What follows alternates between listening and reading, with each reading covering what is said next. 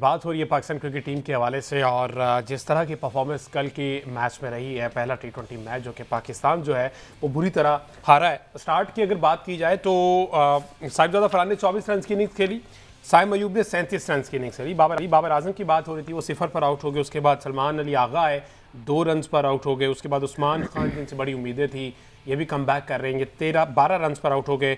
मोहम्मद नवाज ने 36 रन की निकली। अब बहुत से सवाल अहमद सईद साहब कप्तानी के वाले से उठ रहे हैं कि सलमान अली आगा की कप्तानी, अगर ऊपर बैटिंग की बात की जाए, बाबर आजम 0 पर, सलमान अली आगा का आउट आपने डेफिनेटली देखा होगा जिस तरह से LBW है। ऐसे लग रहा था जैसे क्लब क्रिकेट का कोई लड़का आकर उसको अचानक से इंटरनेशनल में एंट्री मिल गई है और वहाँ पर वो खेल रहा है कि कहाँ पर बॉल आ रहा है, क्या शॉट है। उनकी अपनी शॉट सिलेक्शन और वो ये एग्री कर चुके कि मेरी परफॉर्मेंस अब उस तरह की नहीं रही। देखें, पाकिस्तानी क्रिकेट टीम की जो मौजूदा सिचुएशन है ना, वो इस मिथ को भी तोड़ने की बहुत बड़ी जो है वो केस स्टडी है कि हम ये समझते हैं कि शायद T20 खेलने से T20 क्रिकेट बेहतर होती है। हुजूरे वाला T20 क्रिकेट खेलने से भी T20 क्रिकेट बेहतर नहीं होती है। आपको अगर क्रिकेट खेलनी है ना तो उसकी बुनियाद एक ही है। आप हैरी ब्रूक की अगर मिसाल लें कि हैरी ब्रूक जो है वो स्पेशलिस्ट हैं वाइट बॉल क्रिकेट के, लेकिन हैरी ब्रूक तो इंग्लैंड की टेस्ट टीम में भी है। हैरी ब्रूक का जो इंग्लैंड की टीम में आना है उसका पूरा स्ट्रक्चर आप देखें, वो जब तक सेकंड ग्रेड में जाकर 4 डे क्रिकेट नहीं खेलता उनका कोई प्लेयर, हैरी ब्रूक को छोड़ दे कोई भी प्लेयर उस वक्त तक इंग्लैंड की टीम में इंडक्ट नहीं होता जब तक वो उनके लोअर ग्रेड से 4 डे क्रिकेट खेलकर नहीं आता पाथवेज के थ्रू।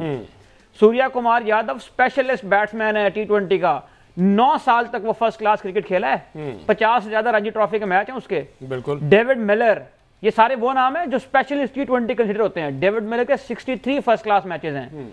डेविड मिलर इससे पहले मेरा ख्याल है कि 200 के करीब उनके ODI मैचेस हैं और 250 से ज्यादा उनके लिस्ट ए के मैचेस हैं। 281 मेरा ख्याल लिस्ट ए के मैच हैं डेविड मिलर के टोटल मिला के। तो आप जब तक उस पाथवे के थ्रू टीम में नहीं आएंगे उस वक्त तक आप कंप्लीट नहीं होंगे, चाहे आप किसी भी फॉर्मेट से ताल्लुक रखते हों। मुझे इस वक्त पाकिस्तान के 11 में एक बैट्समैन ऐसा बताएं कि जिस पर उंगली रखकर आप ये कह सकते हैं कि ये, छोड़ दें T20 को, ये बैट्समैन फ्ला फॉर्मेट का माहिर है। कोई एक नाम मुझे बताएं इस वक्त पाकिस्तान की टीम में। एक नाम था आपके पास और वो था बाबर आजम, जो वर्ल्ड नंबर 1 भी रहा ODI में, जो टेस्ट में परफॉर्म करता था और वही प्रॉपर क्रिकेट खेल के वो T20 में भी सेंचुरियां स्कोर करता था। लेकिन आपने बाबर आजम को भी स्लॉगर बनाने की कोशिश की। यही होता है जब आप कोचिंग स्टाफ में उन लोगों को लेकर आए जो टेक्स्ट बुक्स पढ़कर कोच बने होते हैं। वो फिर आते हैं और वो कहते हैं कि 20 दिन का कैंप लगाएं, उस कैंप में हम इनको थ्रो डाउन करवाएंगे। अभी निकाले नजर आप इसी में जो आखिरी वीडियो अपलोड करवाई है अपने YouTube चैनल के ऊपर बाबर आजम की प्रैक्टिस की, उस पर क्या कर रहा है बाबर आजम? ना उसकी हेड अलाइन है उसका और ना उसकी जो फुट मूवमेंट है वो बाबर आजम जो पहले हम देखते थे क्लासी बाबर आजम वो वाली है। उसको सिर्फ ये कहा है कि तुमने हर बॉल को उठाकर बाहर मारना है। थ्रो डाउन से कोई प्लेयर बनता है? मुझे आप ये बताएं कि कब तक आप लोगों को धोखा देते रहेंगे, कब तक आप लोगों की आंखों में धूल झोंकते रहेंगे? मैं भी यहां बैठा हूं, आप भी यहां बैठे हैं। बाबर आजम जब भी स्कोर करेगा ना, बाबर आजम प्रॉपर क्रिकेट खेल कर करेगा। 31 साल की उम्र में बाबर आजम को आप हार्ड हिटर नहीं बना सकते। बाबर आजम का नाम बार बार इसलिए आ रहा है कि चूंकि हमारे पास एक ही आदमी है, एक ही ऐसा मेगा स्टार था जिसके हम एग्जाम्पल दे सकते थे, वरना पूरी टीम का ये हाल है। आप ऐसे लड़के को जिसकी नेचर में हार्ड हिटिंग नहीं है, उसे आप जबरदस्ती हार्ड हिटर नहीं बना सकते।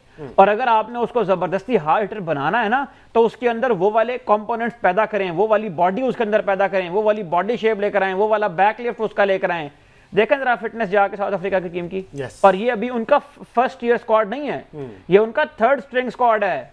कितने नाम आते हैं आपको उनके फास्ट बॉलर्स के? कॉर्बिन बॉश को भी इसलिए याद है आपको कि वो 4 आउट कर गया है। तो भाईजान ये वो टीम है जिसको हम कहते थे ना कि न्यूजीलैंड अपनी सी टीम भेज दी पाकिस्तान, ये साउथ अफ्रीका की सी टीम थी जिसने आपको कल 1 साइडेड मैच हराया है। और ये बेहतरीन पिच है पाकिस्तान में बैटिंग करने के लिए।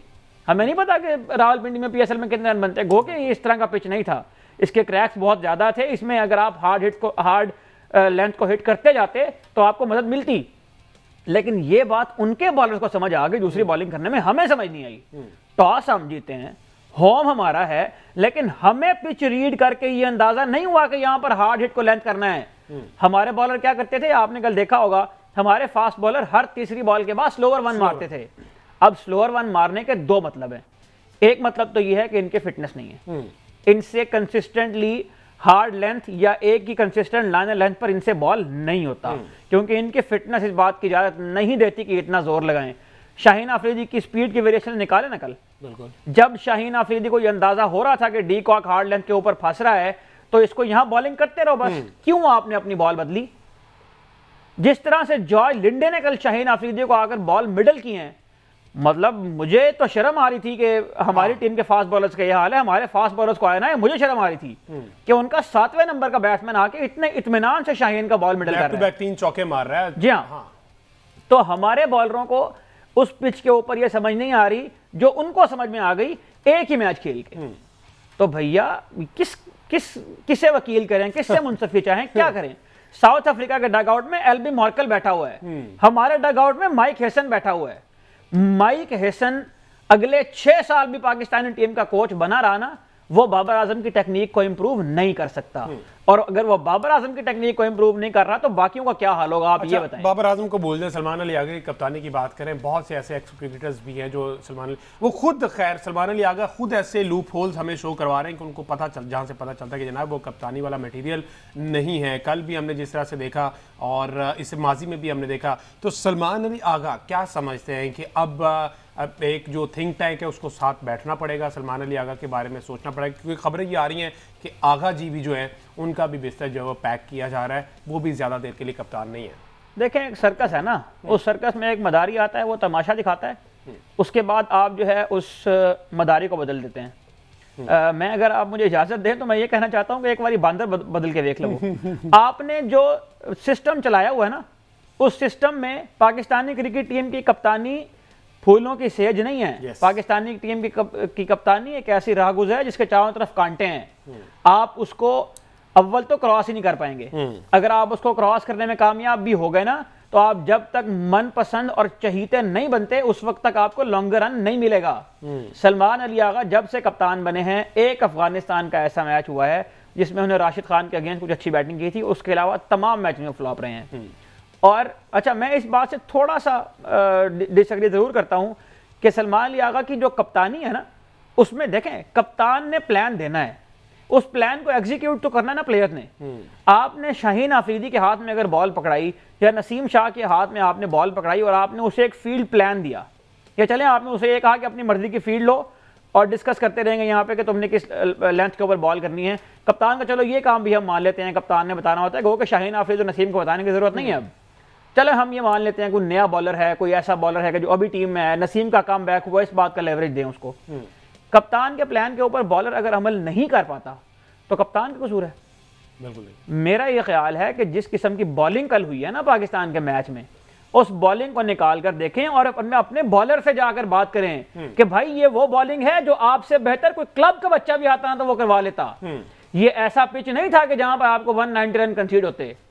आपको नहीं अंदाजा हो पाया कि इस पिच के ऊपर कौन सा बॉल करना है, क्योंकि ना आप इस बात को लिफ्ट करवाते हैं और ना आपका कोचिंग स्टाफ इस बात को लिफ्ट करवाता है कि पिच को जाकर देखें। बिल्कुल ठीक है। जब पिच रीड नहीं करना, पिच इक्वेशन से बाहर हो जाना है, तो आप जितने मर्जी फन्ने खा हो, मतलब पाकिस्तान ने कल टॉस जीतकर चेज इसलिए ऑप्ट किया था ना कि ड्यू पड़ेगा, बॉल सॉफ्ट हो जाएगा, आसानी होगी, तो वो आसानी क्यों नहीं हुई? आपका अपना होम ग्राउंड था ना, होम एडवांटेज तो आपने इस्तेमाल करना था। वो एडवांटेज आप इसलिए इस्तेमाल नहीं कर पाए कि आपकी प्लानिंग में, आपकी इक्वेशन में एक बहुत बड़ा लूप होल, एक बुनियादी लूप होल है कि उसमें पिच ही नहीं है। और जब तक आप पिच नहीं पढ़ेंगे, आप जितने मर्जी स्किलफुल हैं, आप उसके ऊपर रन नहीं बना पाएंगे और अच्छी बॉल नहीं कर पाएंगे। बिल्कुल ठीक।